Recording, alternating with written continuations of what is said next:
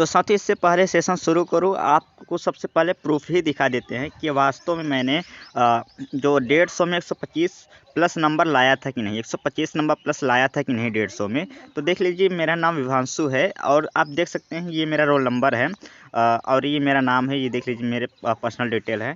तो इस तरीके से आप यहाँ देख सकते हैं, ये यहाँ पे खुद नंबर दिया गया है। ये मैंने रोल नंबर इसलिए आपके सबके बीच रख दिया है ताकि आप ये मत समझ कि रिजल्ट से कोई छेड़छाड़ हुई है। आप खुद जाके चेक कर सकते हैं। ये मेरा रिजल्ट है सीटेट का। अब आप बात करेंगे, अब आप सोचेंगे सर ये सीटेट में आया है, यूपी टेट में। हाँ बिल्कुल, सीटेट तो आप देखेंगे यूपी टेट से थोड़ा सा हार्ड ही होता है। तो जब सीटेट में लाया जा सकता है तो यूपी टेट में बिल्कुल आसानी से लाया जा सकता है। बस आपको कुछ चीज़ें फॉलो करना पड़ेगा। अब मैं पहले बता दूं कि जो मैंने रिजल्ट लाया था, मैंने बहुत ज़्यादा तैयारी भी नहीं की थी। मुश्किल से मैंने 1 से 1.5 महीने तैयारी की थी। मुश्किल से 1 से 1.5 महीने मैंने तैयारी की थी। 1.5 महीने अगर अच्छे से इसमें देखा जाए तो कम से कम केवल मैंने इसमें केवल 30 दिन ही ठीक से पढ़ाई की थी। ज़्यादा नहीं, ज़्यादा रोज़ कम से कम 4 से 5 घंटे मैंने पढ़ाई की थी। बस 30 ही दिन मैंने, यानी केवल 1 महीने ही पढ़ाई की थी। अब आप बोलेंगे सर 1 महीने में क्या लाया जा सकता है इतना नंबर? बिल्कुल लाया जा सकता है। मैं कुछ स्ट्रेटजी फॉलो आपको बताऊँगा, आप उसको फॉलो करिए, आपका बिल्कुल आ सकता है। पहले तो बता दूं मैं कि मैं कोई पेड बैच भी यूट्यूब क्लास पे नहीं लिया था। मैं कोई पेड बैच भी नहीं खरीदा था। बस मैं कुछ फ्री क्लासेस थे उसको देख लिया। मैं ये भी बताऊंगा किस चैनल से मैंने फ्री क्लासेस देखा था और कैसे कैसे मैंने पढ़ा था, किस किस सब्जेक्ट कौन कौन से बुक्स वगैरह लिया था। तो इस समय बताऊँ, मैं सीटेट बिना बुक्स के पास किया था। सीटेट बिना मैं एक भी बुक्स का यूज नहीं किया था और मैं पास किया था। अब कैसे मैंने किया था आइए इसके बारे में थोड़ा जानते हैं। पहले तो मैंने आपको प्रूफ दिखा दिया। आप देख सकते हैं यहाँ मेरा जो सीडीपी है मेरा 30 में 26। इस तरीके से मैथ में आप देख सकते हैं, ईवीएस में देख सकते हैं, language first second and total देख सकते हैं आप 125 प्लस मेरा नंबर आया था। इस तरीके से आप देख सकते हैं। ये 2020 का ये है अपना। चलिए आइए बात करते हैं क्या है इसके बारे में, मैंने क्या स्ट्रेटजी बनाया था, आप कैसे इसको फॉलो करेंगे। आइए सीधे चलते हैं टॉपिक पे। तो सबसे पहले बेटा यही आप समझिए, जो कोई बच्चा कहता है कि जो है सर मैंने 1 ही महीने में पास किया, तो थोड़ा-सा आप कुछ बातों को ध्यान रखा करिए कि बेटा देखिए 2 बच्चे होते हैं। एक बच्चे ऐसे होते हैं जो पहले से भी काफ़ी पढ़े लिखे होते हैं, पहले से भी कॉम्पिटिशन एग्ज़ाम की तैयारी किए होते हैं, पहले से वे काफ़ी बार हिंदी पढ़ चुके होते हैं, काफ़ी बार इंग्लिश पढ़ चुके होते हैं, काफ़ी कॉम्पिटिशन में लेखपाल, वनडे, एसएससी, बैंक, रेलवे में। एक बच्चा ऐसा होता है जो बिल्कुल भी अभी पढ़ाई नहीं किया है, बिल्कुल कहीं जॉब वगैरह करता है, वो करना चाहता है। तो बेटा जो कहता है कि मैंने केवल 1 महीने में पास किया, तो ये वाला बच्चा होता है। यानी पहले कहीं न कहीं उसे इन सब्जेक्ट्स जो है सिलेबस में, उनसे कहीं न कहीं उसका जुड़ाव रहा है, तभी जाके वो बच्चा 1 महीने में ला सकता है, ठीक? ऐसे नहीं कि कोई बच्चा भी बिल्कुल जानता भी नहीं है क ख ग घ और आए बोले कि कोई उसको जादू दे दे 1 महीने में हो, तो वो 1 महीने में बिल्कुल भी नहीं निकाल पाएगा, ठीक बेटा? जैसे मैं अपनी बताऊँ तो मैं पहले से भी मैं एक एवरेज स्टूडेंट रहा हूँ। मैं अच्छा खासा, मुझे थोड़ी-सी जितनी भी हिंदी हो गई, इंग्लिश हो गया, फिर अन्य सब्जेक्ट, इन सब की थोड़ी बहुत जानकारी थी। तो इसलिए मुझे थोड़ा-सा आसानी पड़ा और मैं 1 महीने में ही सिलेबस क्या कर लिया, कवर कर लिया, ठीक? लेकिन एक बच्चा ऐसा होता है जो अभी बिल्कुल जॉब वगैरह करता है, तो वो कैसे इसको करेगा, मैं इसके बारे में बात करूँगा, ठीक? जो एवरेज बच्चे हैं तो कर ही ले जाते हैं, लेकिन जो बच्चा कमज़ोर है वो कैसे कर जाएगा? तो पहले मैं अपनी स्ट्रेटजी बताऊँ मैंने कैसे किया था, फिर मैं बताऊँगा आप सबकी स्ट्रेटजी कैसे हुआ था। मैं पूरी ईमानदारी के साथ अपनी बात रखने की कोशिश कर रहा हूँ। तो पहले मेरी सुनिए, तो मेरी क्या था कि मैं एक कैसे था, मैं एक एवरेज स्टूडेंट था। यानी मैंने एक बार हिंदी भी पढ़ ली थी वनडे एग्ज़ाम में। मैंने एक बार ऐसे, अब मैथ भी मेरा सबसे स्ट्रॉन्ग है, मैथ भी मैंने एक बार पढ़ ली थी।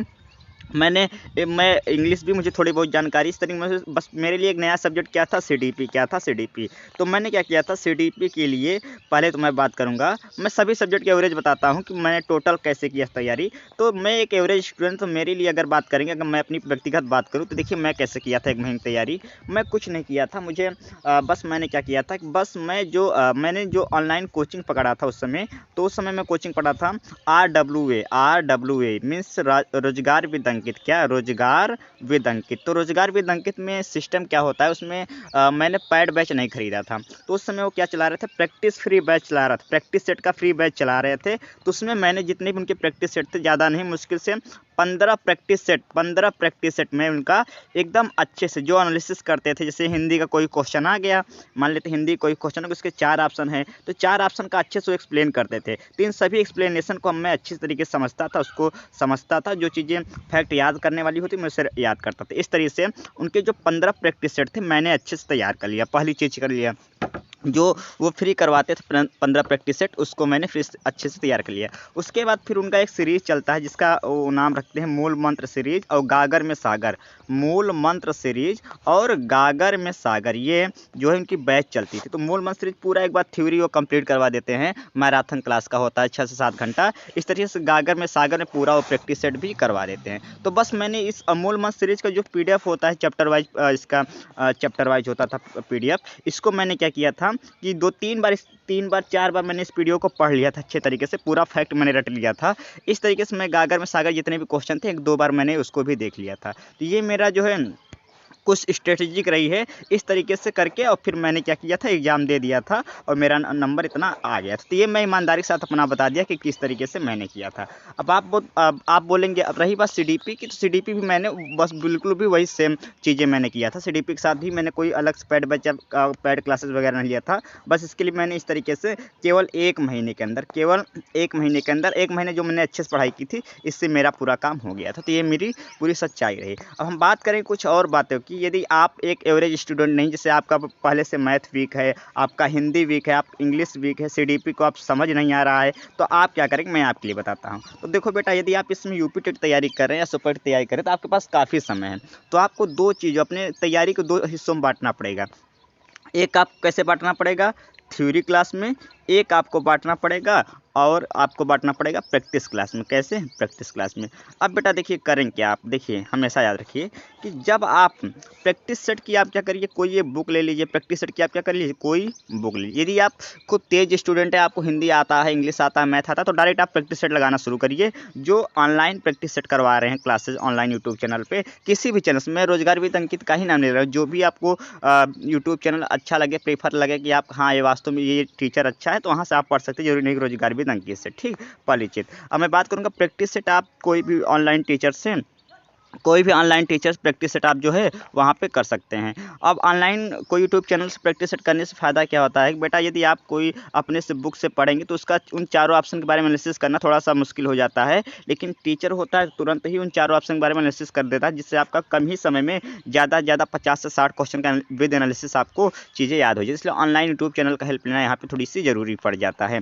ठीक बेटा, यदि आप अगर एवरेज स्टूडेंट या तेज स्टूडेंट तो आप बिल्कुल प्रैक्टिस सेट स्टार्ट कर दीजिए, कोई दिक्कत नहीं होगी। ठीक, लेकिन यदि आप एक थोड़ा सा वीक स्टूडेंट है, आपको मैथ अच्छे समझ नहीं आती, हिंदी अच्छे समझ नहीं आती, तो आप क्या करेंगे, अगर चाहते हैं आप 125 पहले बार में, पहली प्रयास में 125 प्लस नंबर लाएं, तो बेटा देखिए क्या करेंगे, आप इस पूरे तैयारी को कैसे करिए, 2 हिस्सों में बांट लीजिए। जैसे मैंने पहले बताया कि कैसे करेंगे। पहला तो आप करेंगे थ्योरी क्लास, उसके बाद किस में बांटेंगे, आपको प्रैक्टिस सेट में से आपको बांटना पड़ेगा। अब देखो बेटा, करना क्या पड़ेगा, आप समझिए इस चीज़ को। थ्योरी क्लास में क्या होता है बेटा, आप समझिए कि आप क्या करिए, कोई भी पैड बैच ले लीजिए। ठीक, कोई भी पैड बैच ले लीजिए, या तो एक काम, कोई भी पैड बैच ले लीजिए, अगर आपको प्रेफर पड़ता है, या कोई बुक्स ले लीजिए, आपके ऊपर डिपेंड है। आप अगर पैड बैच ले सक रहे हैं तो अच्छी बात है, या फिर क्या करिए, आप कोई भी एक बुक ले लीजिए हर सब्जेक्ट की, जिसमें चैप्टर वाइज चीज़ें दिया हों। तो आप क्या करिए, पहले अगर मान लेते हैं कोई CDP का ही मैं ले लेता हूँ। अब इसमें पहला चैप्टर ये है कि मान लेते हैं व्यक्तित्व विकास चैप्टर है। क्या है, व्यक्तित्व विकास चैप्टर है। ऐसे ही मैं आपको सभी सब्जेक्ट कंबाइंड समझा रहा हूँ। अब ये मैं समझ CDP का ही, तो मान लेते CDP का ही कोई व्यक्तित्व विकास चैप्टर है, तो पहले उसका थ्योरी अच्छे से पढ़ लीजिए।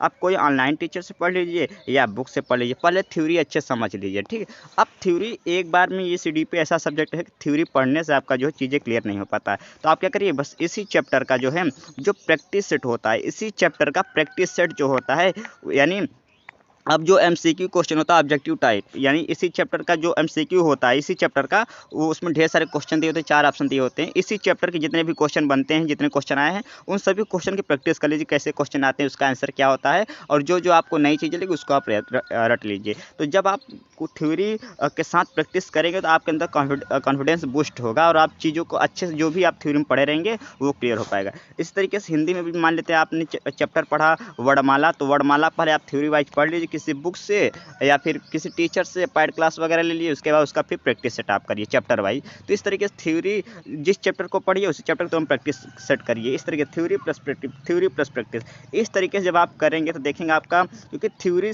केवल थ्योरी से ही जो है चीज़ें क्लियर नहीं हो पाती, जब लेकिन थ्योरी के साथ आप प्रैक्टिस सेट करेंगे तो ऑटोमेटिक चीज़ें सब क्लियर हो जाती है। तो ये कुछ रणनीति रही है। अब इसको कैसे आपको फॉलो करना है, आपके पास समय कैसे इसको एडजस्ट करना है, मैं 1-2 वीडियो में बता भी चुका हूँ, लेकिन फिर भी मैं आपसे यही कहता हूँ कि आप क्या करिए कि अपने टाइम को एक डिवाइड कर दीजिए और ऐसा टाइम टेबल बनाइए जो आपके लिए बिल्कुल भी हार्ड ना लगे, थोड़ा-सा आसानी हो, नहीं कितना हार्ड बना दिया आप फॉलो ना कर पाएँ। इस तरीके से आप थ्योरी प्लस जो है प्रैक्टिस सेट को इसको साथ में लेके चलिए, निश्चित रूप से आपका नंबर भी इतना बिल्कुल भी आएगा। ठीक, और ये मेरा पहला प्रयास था और मैंने कोई खास तैयारी भी नहीं की थी। यदि आप थोड़ा-सा आपके पास समय बच रहा है 2 से 3 महीना, आप इतना मेहनत कर लेंगे तो निश्चित रूप से आपका इतना नंबर आएगा। ठीक, तो इसी उम्मीद के साथ आप जो चीज़ें मैं समझा रहा हूँ आप समझ गए होंगे कि कैसे। यदि आप चाहते हैं मैं सीडीपी में मेरा सेकंड पेपर में कितना आया था 28 आया था 30 में, तो बेटा अब मैं एक-एक सब्जेक्ट के बारे में आपको डिटेल से बताऊँ चीज़ों कैसे होगा, तो आप प्लीज़ कमेंट में हमें कमेंट करके ज़रूर बताइए और सुनने के लिए आप सभी का धन्यवाद। और चैनल अगर आपको यूपी टेट, सुपर टेट या फिर अन्य टीचिंग एग्जाम संबंधी आप तैयारी करते हैं तो प्लीज़ चैनल को सब्सक्राइब कर जुड़ जाइए, जिससे आपको सबसे पहले टीचिंग एग्जाम संबंधी सभी न्यूज़ आपको मिल जाया करे। तो ये कुछ स्ट्रेटेजी थी कि आप थ्योरी प्लस प्रैक्टिस करिए, आपका निश्चित रूप से नंबर आएगा। आज की वीडियो का यही सेशन था, यही सार था। तो सुनने के लिए आप सभी का धन्यवाद। चैनल से जुड़े रहिए और चैनल को वीडियो को अच्छा लगे ज़रूर लाइक कर दीजिए।